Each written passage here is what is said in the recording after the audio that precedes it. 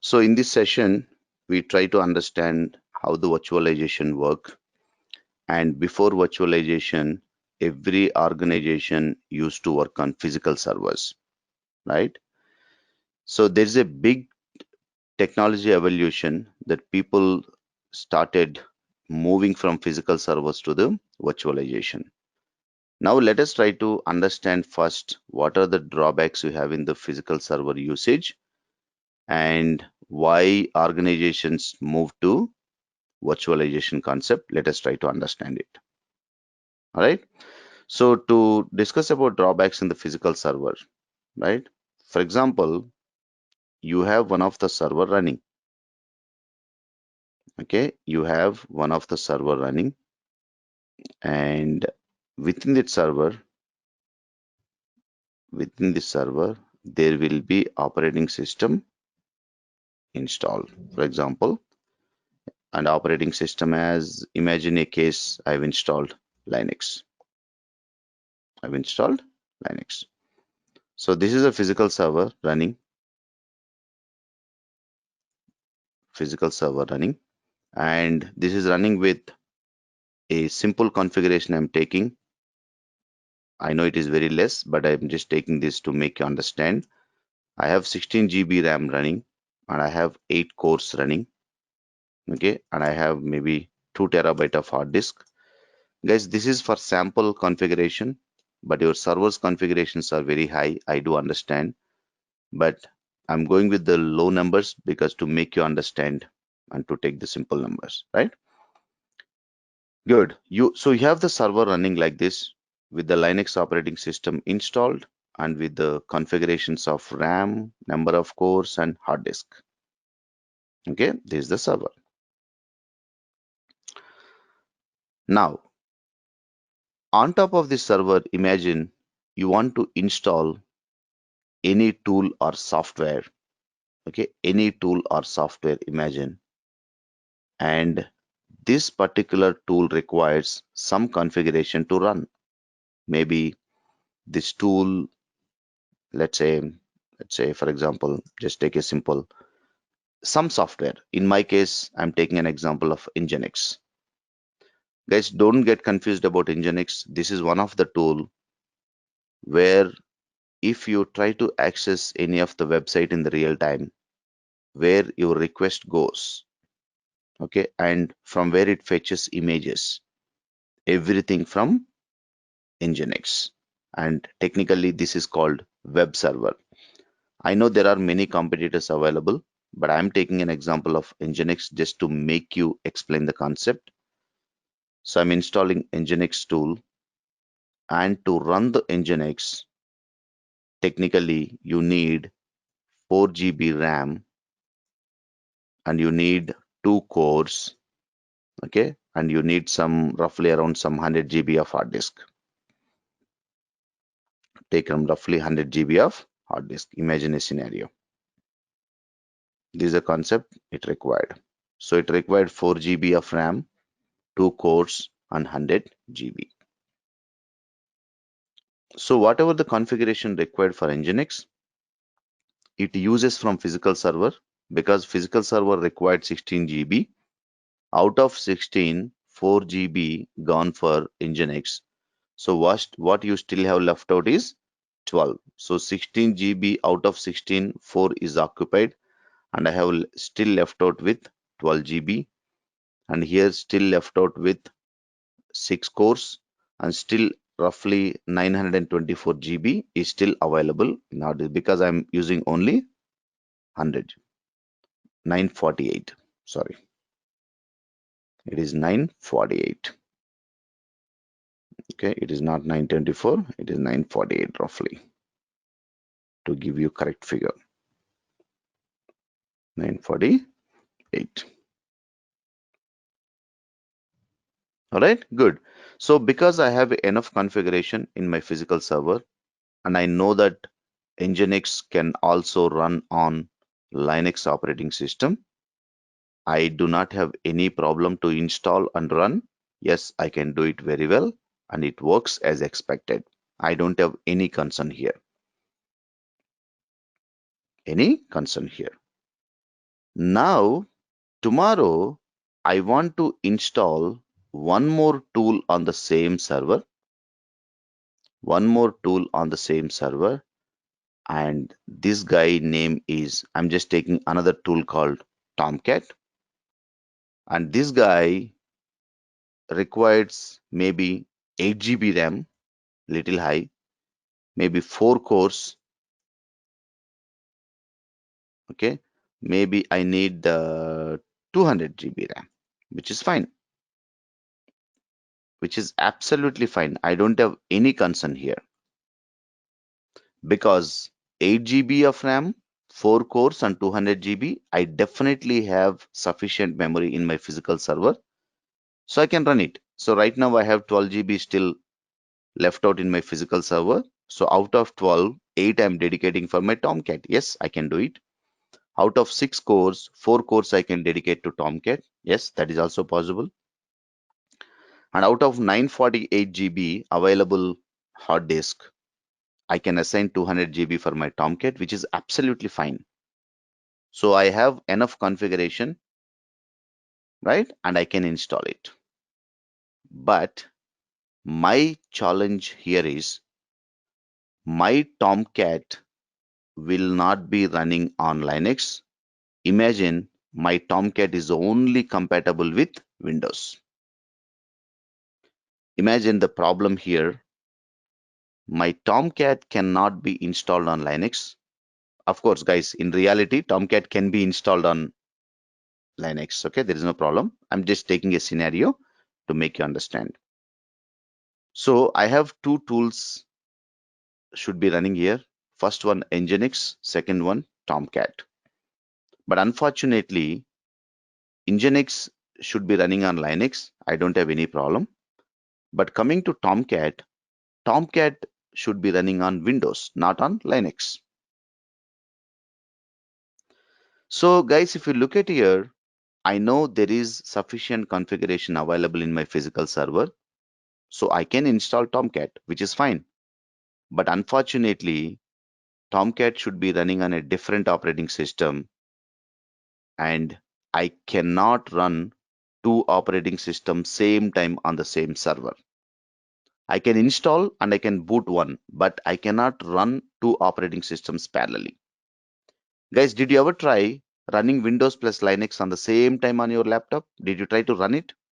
I know you can install dual operating system, but you can bring up only one, right? Can you try to run two operating systems at a time? Never. You cannot, right? So even on the server, you cannot run two operating systems at a time.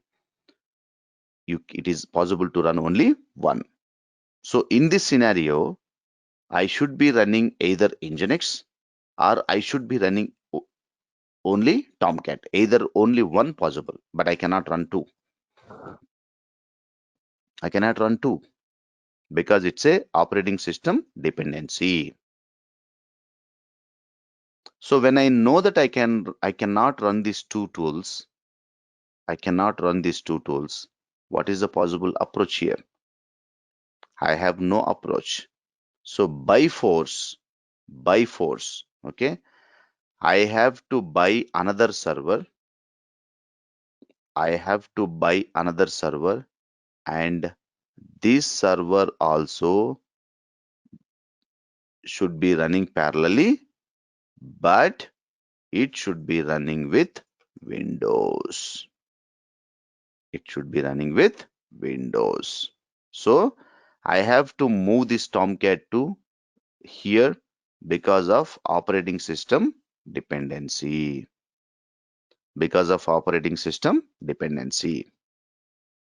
Okay, guys, remember in the first server, if you understand the concept, 75 to 80% of configuration still available, but situation demanding you to go for another server that is running with Windows. Situation demanding you to go for another server that which you are buying it, right? Just because operating system dependency. So first drawback working in the physical server is there will be too much of OS dependency, you have it. There's a too much of OS operating system dependency, you have it. And configuration cannot be used fully. Configuration cannot be used, cannot be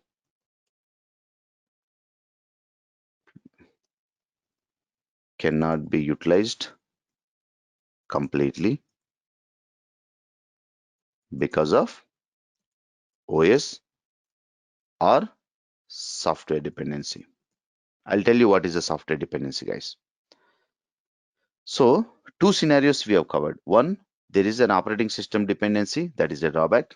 Second one, even though you have a configuration available, because you have a operating system dependency, you have to buy another server by force.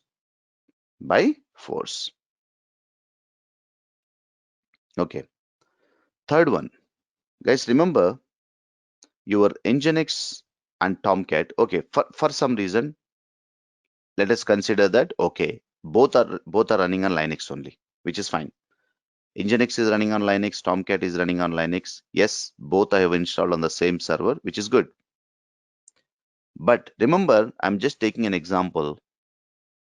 Tomcat required Java software need to be running. Imagine Nginx also required Java version. Nginx also required Java. I'm just taking an example, guys. In reality, Nginx does not require any Java. Okay, and I'm just taking an example. Tomcat required Java. Nginx also required Java.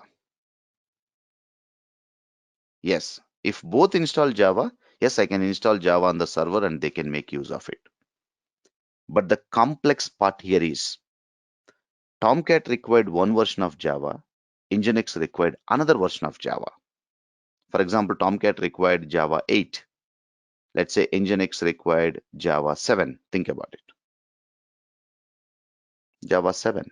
But unfortunately, it may be possible to run only one Java version. Guys, don't go to extreme cases, okay? I know multiple versions of Java can be installed on Linux, but go by my example. Okay, go by my example. So Tomcat required Java 8 version. Nginx required Java 7. I'm just taking an example. Okay, two versions of Java required. But unfortunately, I can run only one. Imagine I can run only one version of Java. One version of Java. Then how can I run it in this case? If I give the same Java version, only one tool will run here. Another tool will not work. But I may have a restriction, only one version I may be able to run on server. Then how to overcome this scenario? That is one more drawback. That is completely software dependency. You have it. Software dependency, you have it. Not only Java. Let's say these tools require Python versions. Okay, or maybe you are running with browsers on server. Every browser requires different version of Python, different version of Java. So you cannot run multiple versions on the same server, but your tools are expecting different versions which you cannot run. Which you cannot run. How to overcome this scenario? Okay, guys, remember, in reality, you have so many dependencies available in the project. It could be operating system dependency, it could be software dependency, it could be different packages dependency. There are many dependencies available in the our project architecture. Because of which, even though you have a sufficient configuration available in the servers, you still cannot use them because of all these dependencies. And the situation was, maybe if you look at it before 15-20 years, the situation was there used to be huge configuration wastage. There used to be huge configuration wastage in terms of using servers. In terms of using servers. Okay. So, for example, take a best scenario. In every physical server, 50% of configuration is getting wastage. Now imagine if you take one simple project, how many servers you have? Maybe hundreds of servers. In every server, 50% of wastage. It's a huge. Like this, how many projects you have in organization? You have a hundreds and thousands of projects. So one project contains hundreds of servers, and hundreds of projects contain how many thousands of servers? Like this, how many organizations you have across global, and how much of the configuration real wastage you have? If you properly calculate, I'm sure the wastage will be in billions. I'm sure the wastage will be billions just because operating system dependency or package dependencies or software dependencies, because we cannot run multiple versions and packages on operating system, multiple things. That is where you have an option of concept of virtualization happen. That is where people started thinking, organizations started thinking, okay, how to overcome this scenario? How do we effectively reuse the configuration? How do we overcome the dependency of operating system, dependency of packages, dependency of versions? How to overcome this? Okay, guys, this is where the concept of virtualization came into picture. The concept of virtualization came into picture, which will help us to run your tools as independent, your operating systems as independent, your tools as independent, your softwares as independent. Everything will be running as independent. Okay, those are the drawbacks. We are nothing doing with those drawbacks, guys, but I want you to have a clear understanding of why virtualization concept comes into market. Okay, now let us understand how virtualization works. By introducing virtualization, how it provides a solution for the drawbacks we discussed now. All right. So for that, let's take an example. I have the same physical server available here. I'm just taking of the same example, whatever we took right now. And my server is also running on same operating system. I'm just taking the same mirroring, guys, whatever I explained you. I have a OS and I have a Linux,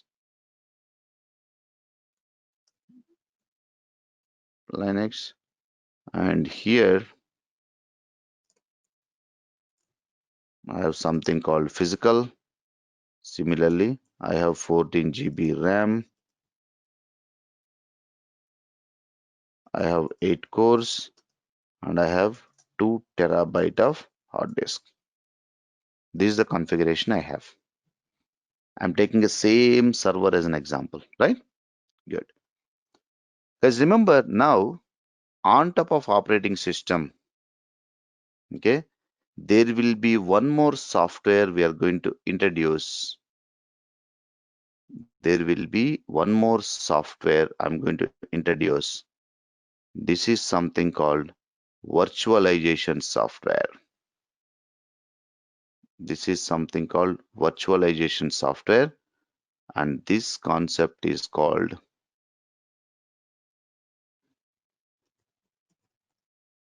virtualization software. And this component, what you have inside the virtualization is hypervisor. Okay, when you install the virtualization software, what it gets installed, okay, that is something called hypervisor. Okay, the component running with virtualization is called hypervisor. You either call it as a virtualization concept, you either call it as a hypervisor concept. Okay, both are same. Guys, remember, to use as a virtualization, undoubtedly there are many competitors available. I will be coming to that. To name some of the competitors, probably I can give you a list of it. You have a VirtualBox used as from Oracle, and you have a VMware, and you have a Hyper-V.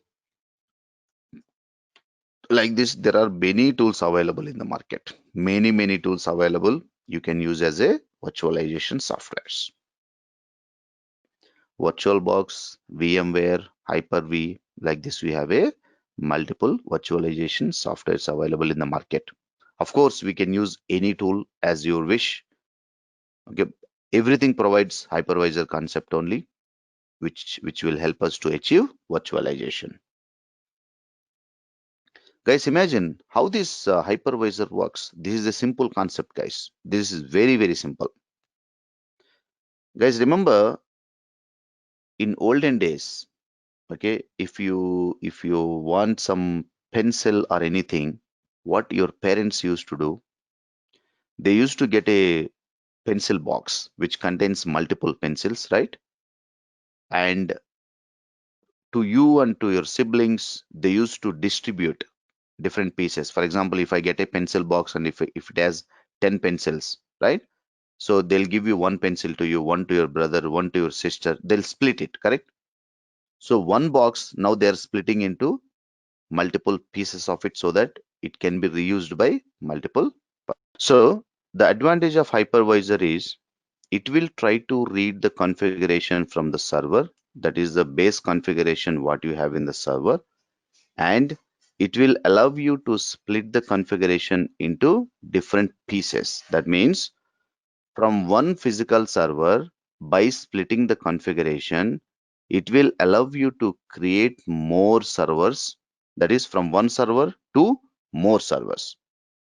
And those servers are not physical.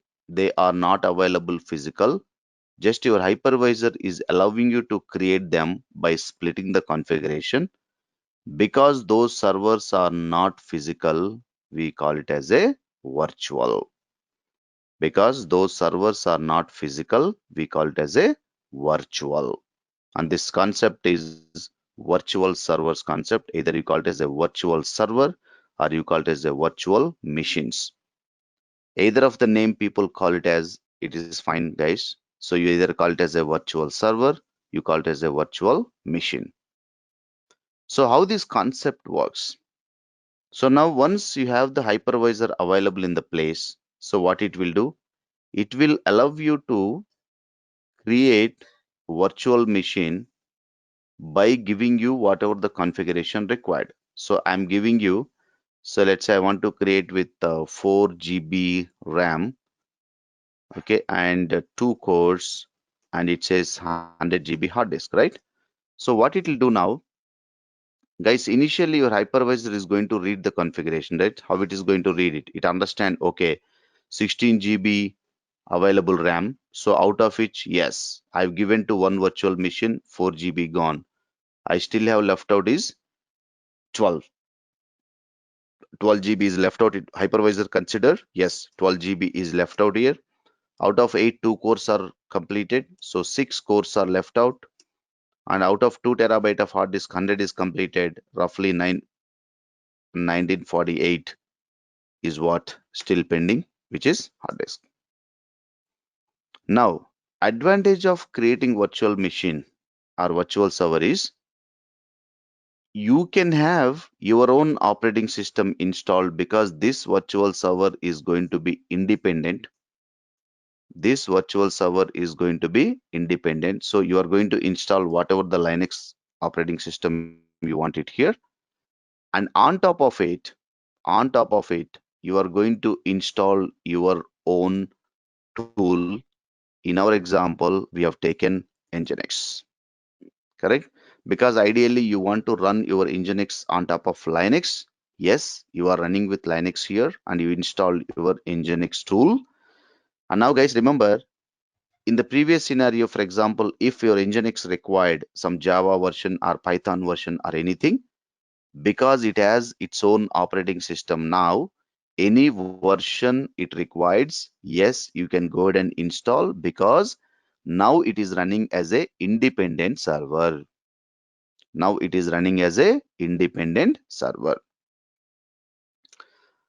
Now tomorrow, if I want to create another VM, yes, I will be able to create one more VM. So now this one I want to create, let's say maybe with 8 GB RAM, 4 cores, or it may be 2 cores itself, and it's with 200 GB. Now my hypervisor considered as, okay, out of 12, 8 GB gone. So what is left out for me now? Only 4 GB left out, 4 GB RAM. And how many cores? 4 cores left out, and 1748 GB is free. This is the left out configuration I have in the server. Now I have my second virtual server ready. So what will happen here? So on top of the virtual server, now I will be installing whatever the operating system required. For example, I want maybe Windows, or who knows, I want maybe different Linux operating system. So before I was running with Linux 7, Red RHEL 7. Now I may be running with RHEL 6 or RHEL 8. It could be different version also.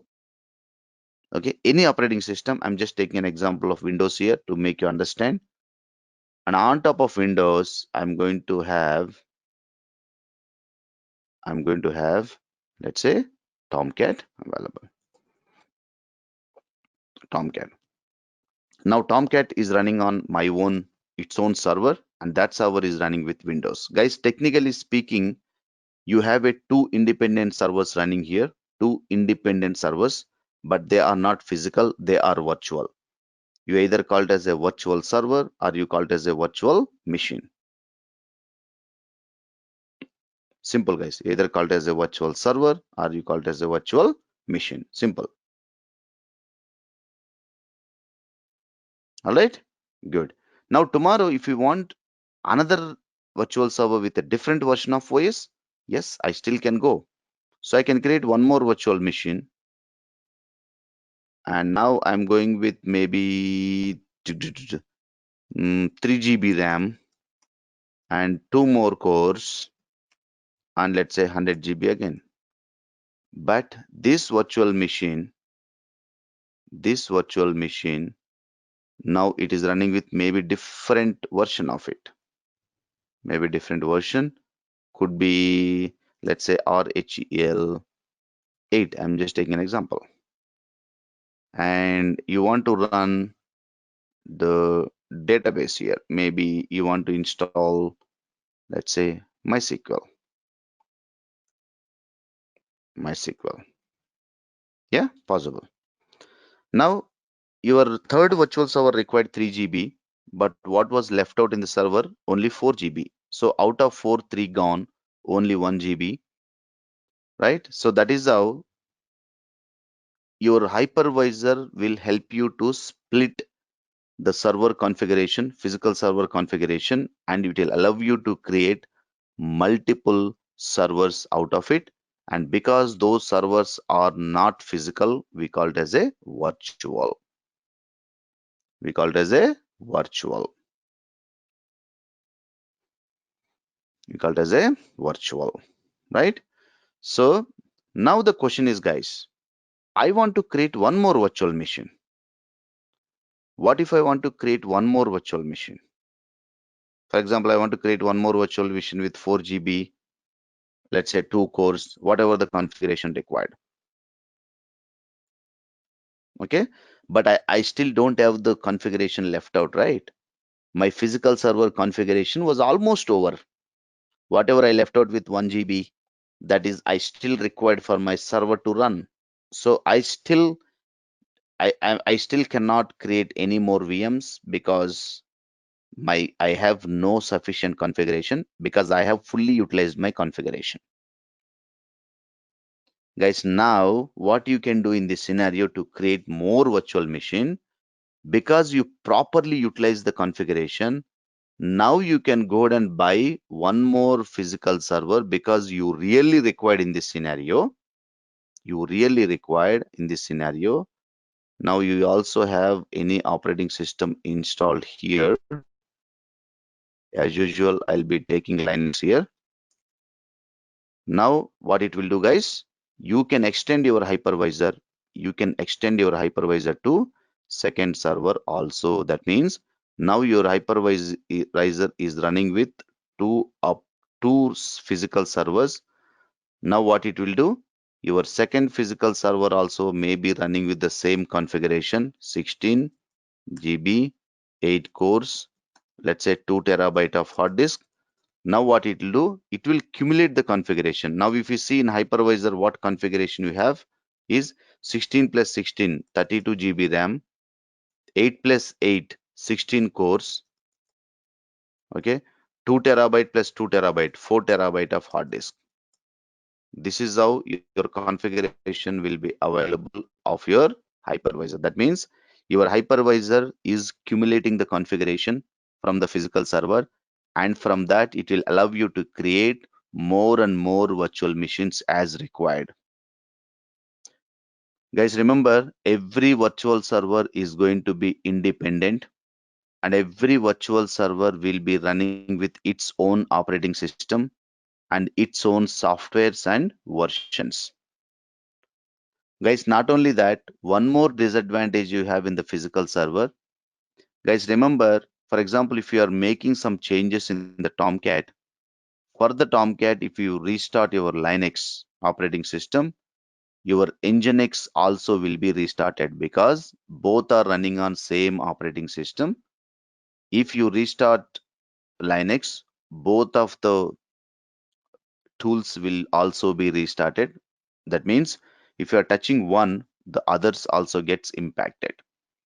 But in the virtualization concept, if you understand, every virtual server is going to be independent. For example, if you want to restart your server for Tomcat, you are only restarting that particular virtual server, but you are not touching others. So that everything is going to be independent. So there is a proper configuration utilization, and there will be independence, and there will be independent operating system, independent packages, independent versions. Everything will be done on virtual machines concept. Of course, guys, as in every tool or every software, how we have advantages, of course, you have a disadvantages also. So we will be talking the disadvantages in the different session. I'll be explaining you what drawbacks we have in the virtualization, then how containers took over the most advanced features of containers. We will be talking in detail later in the coming sessions. All right. So as I told you, as an hypervisor, there are many tools. There are many tools available in the market. So some of the tool names, okay, to give it, okay, I said those tools are virtualization, VirtualBox, Hyper-V, VMware, okay. So like this, there are many hypervisor tools are available. You can use as a virtualization. So today, to make more clear, let us try to use any one of this. So I'm taking an example of VirtualBox. It's a simple. So I will be showing you how to install VirtualBox, and I will be showing you how to create virtual server using automation approach. Guys, remember, once you have the VirtualBox installed, if you want to create VM manually and install operating system manually, that to one by one virtual server, I think it's a tedious process, time-taking process. So to overcome this, there are some automation tools available which will help you to create the VM pretty quick. Within 2 minutes, your VM can be up. That is possible using some of the tools like Vagrant. So in this example, I will be taking VirtualBox as a hypervisor. I will be installing, and I will be taking Vagrant also as an automation tool. and I will show you how quick the creating VM is. It's a matter of just 2 minutes. It will pretty quick download and it will set up. But guys, how long it's going to take, it depends on your internet speed. Okay, creating VM, it takes either 2 minutes or 5 minutes. It all depends on your internet speed. So it can complete in 1 minute, it can complete in 5 minutes also, depends on the bandwidth. All right, good. So guys, here I'm running on one, I'm considering my system as a server now, and on top of it, I'm running with Windows. That means here, practically speaking, currently I'm running with Windows, which is fine. I don't have any problem. Here I'm running with Windows, which is fine. Either of the operating system I can use, no restriction, either Linux or Windows. In this case, I'm showing you on Windows, which is fine. Now what I'll do, I need to download the VirtualBox software, which is hypervisor. I need to download and I need to install. So how to download? Guys, if you go here and you say download VirtualBox, download VirtualBox. Yes, there is a official website of downloads VirtualBox option. And here you will be choosing for which operating system you want to download VirtualBox. In my case, of course, I'm using on Windows. Okay, of course, I'm using on Windows. Yes, I will be able to download for Windows. All right. Similarly, if it is a Mac, if it is a Linux distributions, if it is a Solaris, I'll be able to use specific link and I can download it. Of course, if I select Windows, the VirtualBox will be downloaded. You can see at the bottom corner. So it's VirtualBox -6.1.10 blah blah whatever win.exe. Guys, remember, I don't need to tell you how to download and install. In Windows, you say next, next, next, next. Your installation will be done. Once you install, okay, you can see that. So this is how your VirtualBox look like. It is from Oracle VirtualBox. Yes. Guys, remember here, I did not go to latest version. I went ahead and downloaded 6.0, sorry, 6.1 version. You can take anything, it's up to you. You can take up to any version.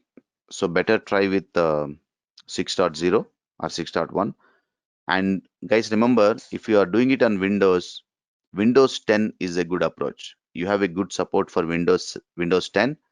If some of you may be using Windows 7, you have a little challenges. Yes, I do see it works on Windows 7 also, but there are little challenges we have it.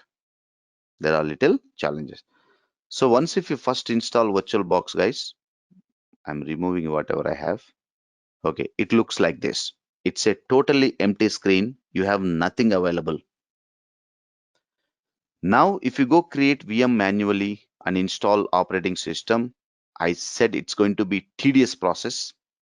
It's going to be tedious process, right? It's going to take huge amount of time, which I do not want to waste my time.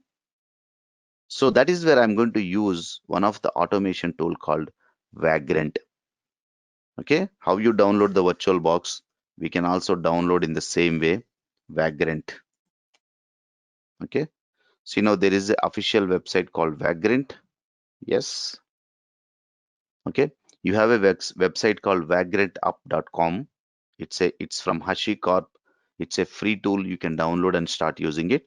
Of course, in the same way, you can also choose operating system, which operating system you want to use. Let's say you are using Mac, Windows, Linux, Debian, CentOS, what operating system you are using it. So in this example, as you know, we are using Windows. Yeah, let's stick to the Windows and I'll be downloading it. Guys, remember, but don't think that I'm explaining on Windows. Everywhere it's going to be same. Even on the Linux concept, even in the Mac, it's going to be same thing, no difference. Okay, so I will be downloading. Yes, as you know, there will be installable software will be downloaded and you can run. I told you next, next, next, it will be installed. Guys, remember, Vagrant, one point please remember, after installing Vagrant, please restart your machine once because Vagrant will pick up whatever the virtualization software is available running in the server, it will pick up. During restart, it will look for what virtualization softwares are running. In this case, it will identify VirtualBox is running and it will attach to that. It will tie to that. Okay, for that, it definitely asks you to restart once. Yes, restart after installing Vagrant. Okay, guys, pretty good. Guys, now question is, when you are doing manually, I told you will take roughly 30 minutes of time to manually create VM and to install operating system, everything you need roughly 20 minutes to 30 minutes, right? It's going to be lengthy process. But how come Vagrant is creating only 1 minute or 2 minutes, guys? Or maybe 5 minutes, that's fine. How is it able to create? Guys, remember what Vagrant will do, whatever the configurations required, whatever operating system required, everything, it will create on it is pre-configured. They are all pre-configured. Like you have a Red Hat RHL, you have a Ubuntu, you have a CentOS, you have a Windows. Like this, all pre-configured images you call it as. Whatever you require to configure everything, they've already configured as a predefined and Vagrant maintained on one of the website called Vagrant Cloud. They are all predefined configurations. They are called as a boxes, predefined configuration boxes or images you call it as. Okay. So you will say now Vagrant Cloud, Vagrant Cloud. So of course you have one of the website called app.vagrantup.com.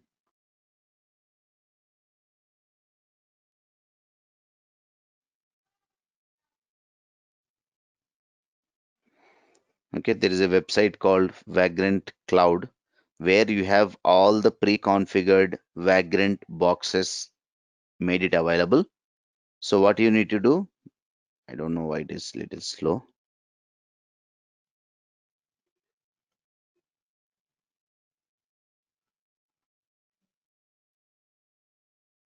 Yeah, it's downloading. Yeah, it's loading.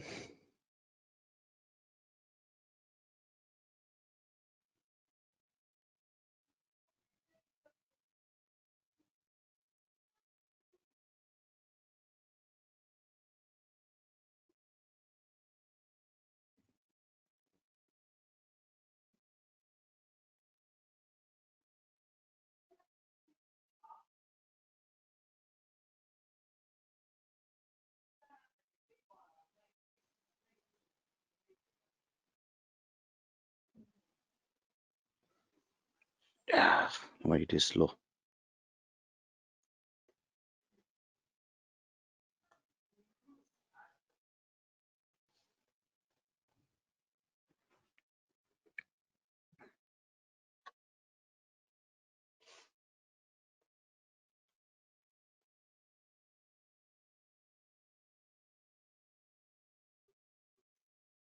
Yeah.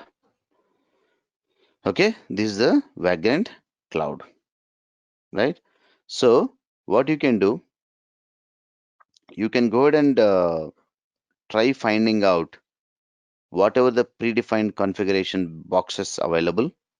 Okay, for example, let's say you need something related to Ubuntu, right?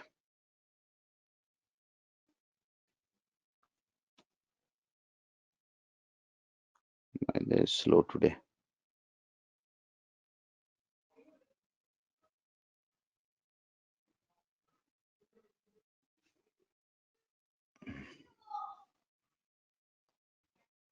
Yeah.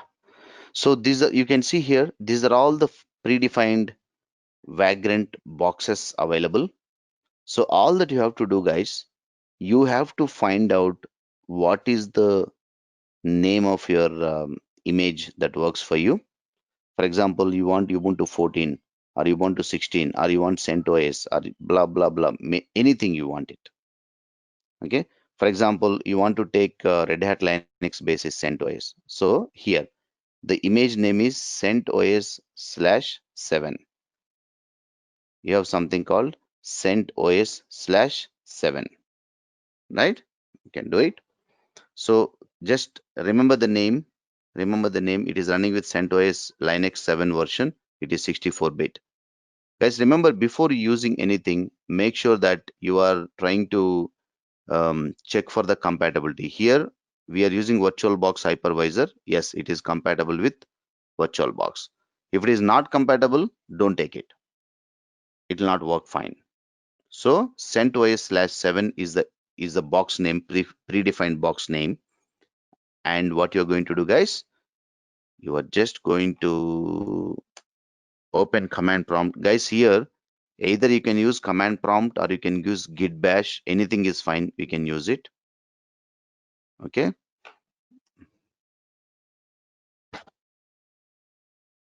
Okay, good. So 1 second, guys.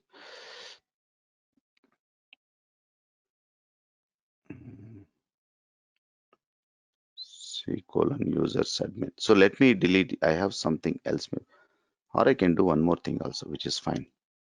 I can create one directory for you. C:\.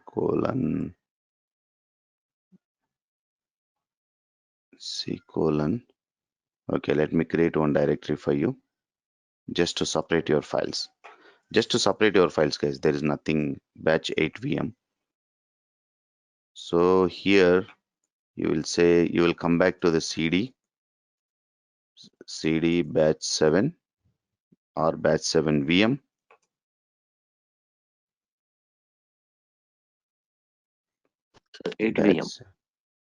Batch 8 VM. Okay. Batch 8 VM. Good. Okay. So here the first command, let me little increase the size if possible.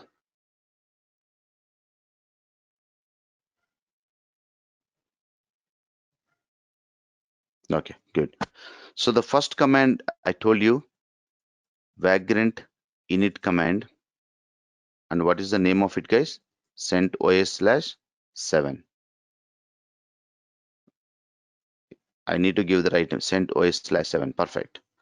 Guys, remember, when you run this command, when you initialize vagrant with this command, what will happen? So there will be one file created called vagrant file. This file contains the instructions of how to bring up the VM. This file contains the instructions of how to bring up the VM. This is just a file.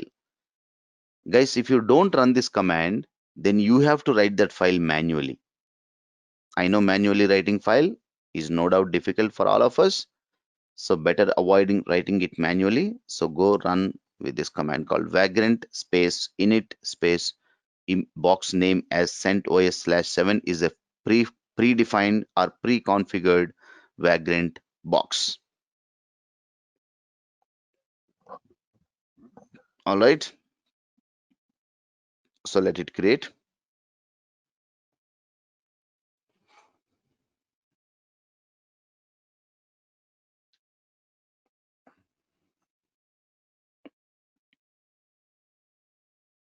It should not take this much time also. Yeah, look at it. Look at the output. A vagrant file has been placed in this directory. You are now ready to vagrant up for your first virtual environment. Okay. So it has given you the second command also automatically.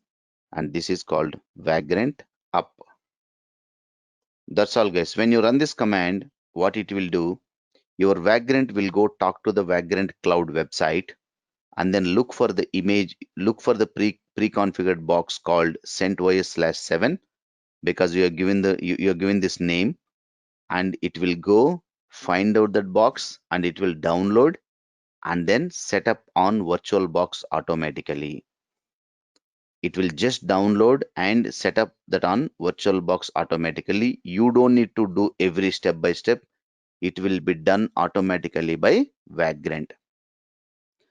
Guys, remember, if required, I'll take separate session for Vagrant, but Vagrant will give you flexibility of either creating one VM or multiple VMs at a time. You can also create 100 VMs at a time.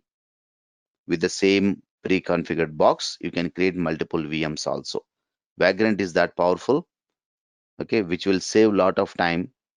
Guys, remember in real time, let us assume there are administrators like VMware administrator, virtualization administrators. For them to create manually for every VM, it takes half an hour. Imagine you want to create 500 virtual machines. Every virtual machine taking half an hour. You can imagine how long they're going to spend time. But with the Vagrant, in few minutes, all 100 VMs will be created and will be started and keep it ready so that you can start connecting and then start working to that. Okay, so let it come up.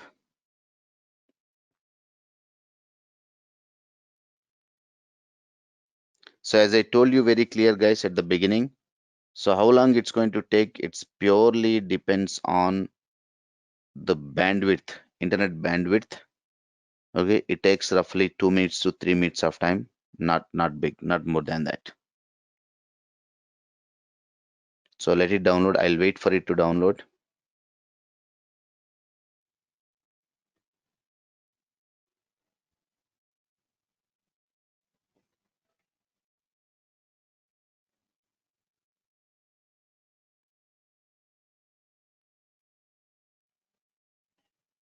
What happened here? Okay, CentOS/7 could not be found for could not be accessed in the remote catalog. Okay, that's fine. I'll change it. CLS. I'll change the name. Let me go. Whatever the files are created, let me remove them. Let's do one more time, guys. I'll change the box name. Vagrant init. Let's say Ubuntu/Trusty64. I'm giving different name, different box name. Yes, Vagrant file is created. This time pretty quick. Then I'm going to say Vagrant up.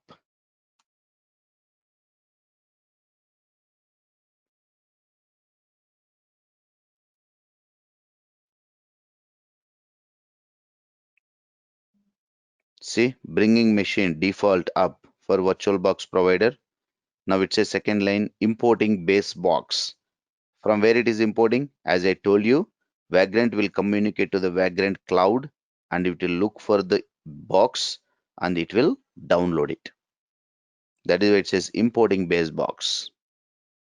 Let it download.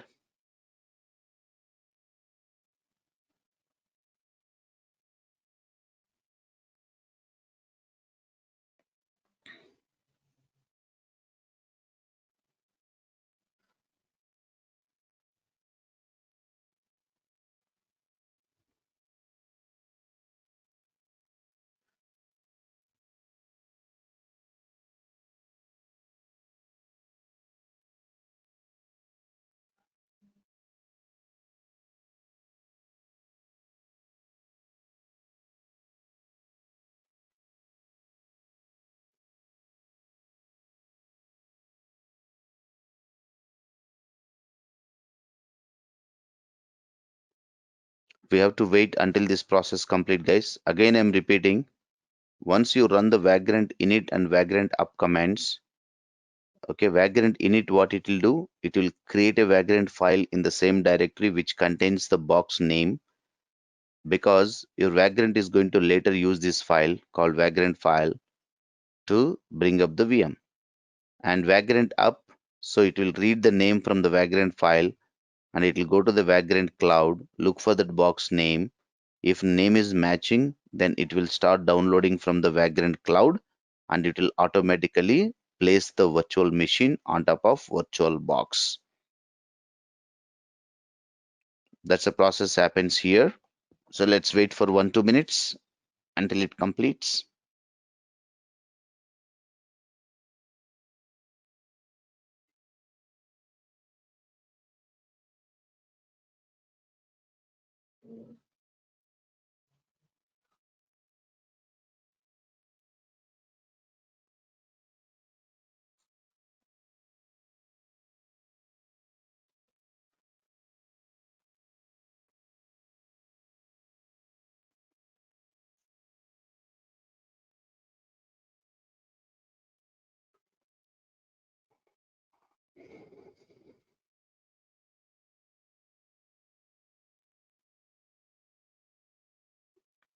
Okay, you can see that it's booting up, guys, automatically. I'm not touching anything. I just have only one command given and I left it. I'm not even touching it. So everything will be done automatically. Meanwhile, if you check your virtual box also, you can see here automatically the VM is attached to the virtual box, and then the VM status also will be showing as a running. So if you understand it, with one simple command, it will automatically create the VM and try to place it on VirtualBox with only one simple command. Not a big deal. Okay, so wait for a minute until it completes properly. Yes, it's almost done now. Yes, it is done. Okay, good. Guys, now understand one more point. By default, when virtual machine is created, it will be acting as a private. That means it doesn't know how to talk to internet. It does not have any IP address because by default it will be running as a private. Okay. So now to make it where you can connect to the internet and people can connect to that, what you need to do, you need to change the network settings of your VM only one step. So for that, what you do, I will be switching down the VM. So you can see right click, close, power off. Then your VM will be shown as a shutdown. Yes, see powered off. Then you go to the settings option. Go to settings, go to settings, and you can go to network. Network, see by default it is showing as a NAT. You need to change from the NAT and go to bridge adapter. You need to go to bridge adapter. This is the first thing. Second thing, what you need to do, just expand this. See here, promiscuous mode. Right now it is showing as deny. Don't deny it. Say allow all. So people can connect. You can connect to the internet and people also can connect to you. So make this simple change. Go to settings, network, change from NAT to the bridge adapter, and promiscuous mode change from deny to allow all. Deny to allow all. So and say okay. That's all. Now you can start it again. Now your VM will be showing you with IP address. You just take 1 minute to come up. Just hold on. Yes, it is coming up. Yes, it's coming up with the virtual machine. Yes, yes. Come up, come up, come up, come up, come up, come up. Waiting 10 seconds for network device. Let it go. Let it go. Yes, yes, it got the IP also.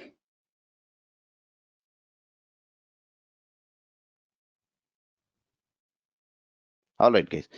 Guys, remember by default, when you create VM with Vagrant, you have the default username password as a Vagrant and Vagrant. Okay, you have the default username password as a Vagrant and Vagrant. If you give that, yes, you will get the prompt like this. Now, to check the IP address, whether you are getting IP address or not, issue the command called ifconfig. Issue the command called ifconfig. So it will give you IP address. So look at it. What is IP address? I got it for this 192.168.2.14. Guys, remember in real time, your VMs will be running at somewhere in the remote location, but you are sitting at somewhere in a different location. Now the question is, how do you connect to the VM? How do you start working on it? As you know already, you are using a connectivity tool called PuTTY. PuTTY will help you from Windows. You can log into the Linux server. From Windows operating system, you can log into the Linux server. So open PuTTY. PuTTY is a open source, guys. Even though you don't have it in your system, just download it for a minute and then you can set up. You can install it. So it is 192.168.2.14. This is IP address. I got it for my VM. Just give a IP address of it. Open, say yes, and then say Vagrant. You will say Vagrant. That's all. You are ready with your Linux operating system. Now we can start working on it. That is how your virtualization concept. I'm just trying to increase the font of my window so that I can see very well. All right. So your Linux server is ready. Now we can start working. You can install anything. You can type the commands. You can run it. Either ways you can do it. That is how, guys. Everything what I explained today is freeware. You can download. VirtualBox is a freeware. Vagrant is a freeware. Vagrant Cloud is a freeware. Everything is good. Within few minutes, even though you have a Windows laptop with you, if you want to practice something on Linux, you can use this method. Bring up your using virtualization concept. You can bring up the VMs, any number of VMs you want, and you can start practicing. Guys, remember, as you know, most of your projects running on Linux based projects you have in the organizations, whatever practice you want to do it, it is always better to practice on Linux operating systems. That will be very helpful for you, irrespective of any technology. Okay, so that is all about I wanted to cover today about virtualization and how to bring up virtual boxes in easy methods and approaches. Thank you.